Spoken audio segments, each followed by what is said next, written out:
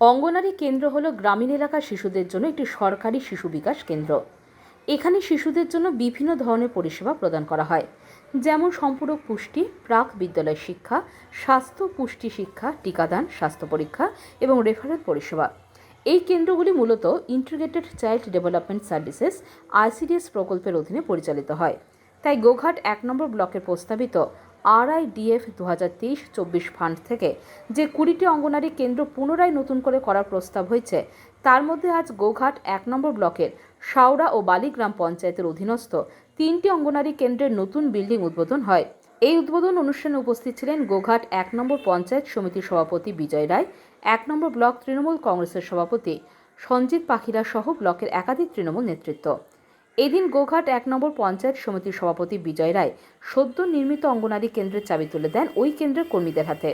এছাড়াও এদিন নতুন বিল্ডিংয়ের ফিতে কেটে উদ্বোধন করেন গোঘাট 1 নম্বর ব্লকের শিশু ও নারী কল্যাণ সমিতির কর্মাধ্যক্ষা শ্যামলী ঘোষ।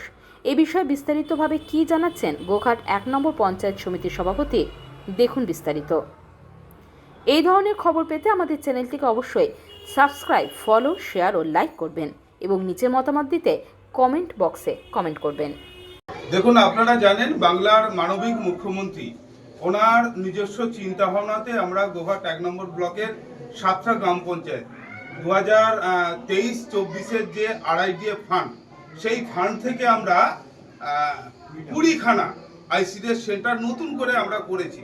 আপনারা জানেন যে বিগত দিনের ICDS সেন্টারগুলো চালু হলো, তার পরিকাঠামোতে দিকে অনেক সমস্যা ছিল। আমরা বিভিন্ন সময় পেপার এবং আপনাদের মিডিয়ার মাধ্যমে আমরা খবরগুলো পেতাম বিভিন্ন জায়গাতে যে ICDS সেন্টার কোথাও মানুষের বাড়িতে হচ্ছে, কোথাও ভগ্নপ্রায় একটা ঘরেতে হচ্ছে।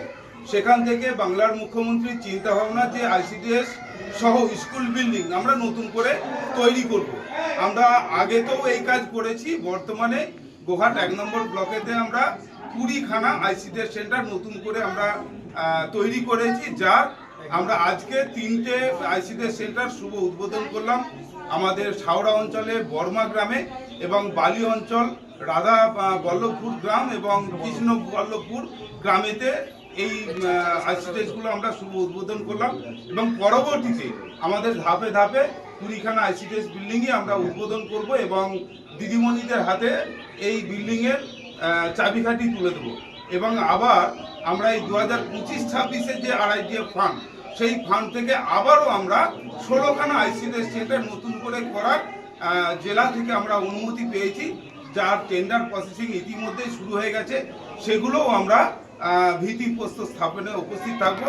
সবটাই বাংলা মুখ্যমন্ত্রী মমতা ব্যানার্জির নিজস্ব চিন্তাভাবনা এবং ওনার সিদ্ধান্তেই আমরা যে সমস্ত কাজকর্মগুলো আগিয়ে নিয়ে যেতে পারছি। আপনার পরিচয়? বিজয় রায়, গোঘাট 1 নম্বর পঞ্চায়েত সমিতির সভাপতি।